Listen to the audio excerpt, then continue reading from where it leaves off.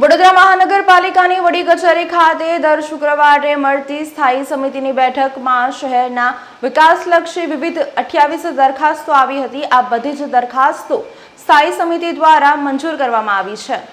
વડોદરા મહાનગરપાલિકાની દર શુક્રવારે મળતી સ્થાયી સમિતિની બેઠકમાં અધ્યક્ષ ડોક્ટર શીતલ મિસ્ત્રીના અધ્યક્ષસ્થાને પાલિકાની વડી કચેરી ખાતે આ શુક્રવારે પણ બેઠક મળી હતી। તેઓ દ્વારા જણાવવામાં આવ્યું હતું કે 28 દરખાસ્તો સ્થાયી સમિતિમાં આવી હતી। બધી જ દરખાસ્તો મંજૂર કરવામાં આવી છે। કામો સંદર્ભે તેમનો દ્વારા વિસ્તૃત માહિતી આપવામાં આવી હતી।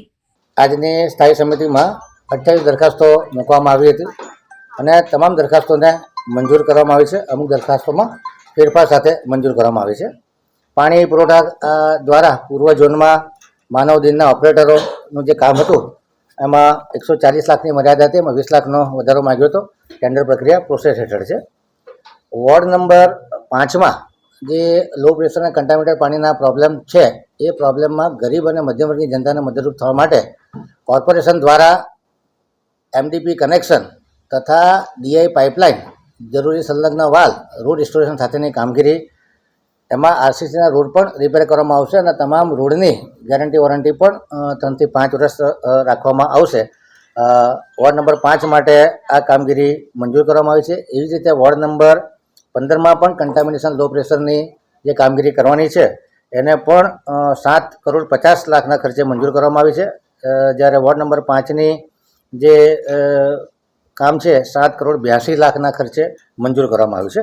આગામી દિવસોમાં અલગ અલગ વોર્ડમાં જે જગ્યાએ લો પ્રેશર અને કન્ટામિનેટેડ પાણીના પ્રોબ્લેમ છે એનો પણ સર્વે કરી અને આ પ્રમાણે દરેક વોર્ડમાં કામગીરી કરવામાં આવશે।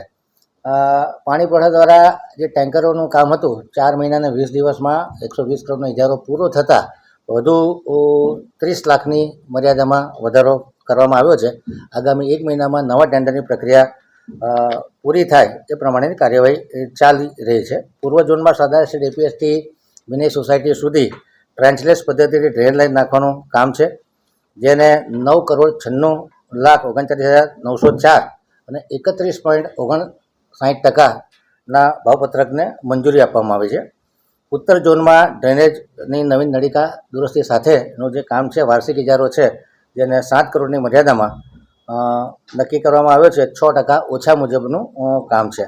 રોડ પ્રોજેક્ટ શાખા દ્વારા છાણી મેન રોડથી કેનાલને ઉત્તરે સમાસાવલી રોડને જોડતો 30 મીટરનો નવો રોડ બનાવવાનો છે। એ કામ 17.50% વધુના ભાવે 15,34,41,116ના ભાવપત્રકને મંજૂરી આપવામાં આવી છે। રોડ પ્રોજેક્ટ શાખા દ્વારા પશ્ચિમ ઝોનમાં 40 કરોડની નાણાકીય મર્યાદા છે। 40 કરોડના વર્ક ઓર્ડર અપાઈ જવાથી હજુ બીજા 10 કરોડના કામો પાઇપલાઇનમાં હોવાથી 10 કરોડનો વાર્ષિક ઇજારામાં નાણાકીય મર્યાદામાં વધારો કરવામાં આવ્યો છે। રોડ પ્રોજેક્ટ શાખા દ્વારા પશ્ચિમ ઝોનમાં 9 કરોડની નાણાકીય મર્યાદામાં વાર્ષિક ઇજારાથી ફૂટપાથ, સર્વિસ ટ્રેક તેમજ પાર્કિંગ માટે પીરો બ્લોકનો ઇજારો મંજૂર કરવામાં આવ્યો છે, જેની 3 માસની મુદત વધારવાની હતી, હજુ એમાં બચત હોવાથી 3 માસની મુદત વધારવામાં આવી છે। ઉત્તર ઝોનના વાર્ષિક ઇજારાથી ફૂટપાથ, સર્વિસ ટ્રેક તેમજ પાર્કિંગમાં પીવર બ્લોક નાખવાના કામને 9% ઓછાથી 8 કરોડની નાણાકીય મર્યાદામાં ટેન્ડરને મંજૂર કરવામાં આવ્યું છે। સિટી એન્જિનિયરની ઓફિસ દ્વારા જે કોરોના દરમિયાન જે બાંધકામને લગતી પ્રવૃત્તિઓ ચાલતી હતી અને એમાં સ્ટીલ, સિમેન્ટ અને તમામ વસ્તુઓના ભાવમાં અસહ્ય વધારો થતાં રાજ્ય સરકારમાં કોન્ટ્રાક્ટર્સને રજૂઆત કરી હતી અને આ ભાવ વધારો જે 22 મહિના માટે કોરોના પીરિયડ દરમિયાન આપવાનો હતો એ કામને મંજૂરી કરવામાં આવી છે। આનાથી લગભગ કોર્પોરેશનને 35-37 કરોડ રૂપિયાનું ભારણ પડશે। વિશ્વામિત્રી પ્રોજેક્ટ દ્વારા જે 4 સેક્શનમાં 4 ટેન્ડર કરવામાં આવ્યા છે, જેમાં પહેલું ટેન્ડર છે મારેઠાથી કોટનાથ 6.1 કિલોમીટર, કોટનાથથી વિદ્યાકુંજ સુધી 5.93 કિલોમીટર, વિદ્યાકુંજથી કાશીબા 6.5 કિલોમીટર અને કાશીબાથી દેણા ચોકડી સુધી 6.1 કિલોમીટર। આ 4 ટેન્ડર જેમાં વિશ્વામિત્રીનું વાઇડનિંગ કરવાનું છે, ડ્રેજિંગ કરવાનું છે, ડિસિલ્ટિંગ કરવાનું છે અને જંગલ કટિંગ કરવાનું છે। આ કામોને મંજૂર આપવામાં આવી છે અને જે 2.5% વધુ મુજબનું ભાવપત્રક આવ્યું હતું એને ઘટાડો કરી અને 2% વધુ ચૂકવવાનું નક્કી કરવામાં આવેલું છે।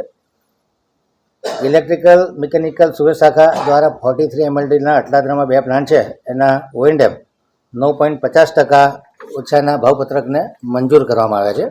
વરસાદી ગટરના વોર્ડ નંબર 10માં અલગ અલગ કામો હતા, એ તમામ કામોને મંજૂર કરવામાં આવ્યા છે. વડોદરા શહેરમાં ભૂખી કાસનું જે ડાયવર્ઝન ચેનલ બનાવવાની છે, એમાં ભૂખી કાસને છાણી જકાતનાકા સર્કલથી નિઝામપુરા મુક્તિધામ અને ભૂખી કાસને કેનાલથી છાણી જકાતનાકા સુધી જે રીરૂટ કરવાની 4.5 બાય 3 મીટરની વરસાદી પાકી ચેનલ સ્લેબ સાથેની બનાવી છે, એ કામને મંજૂરી આપવામાં આવી છે.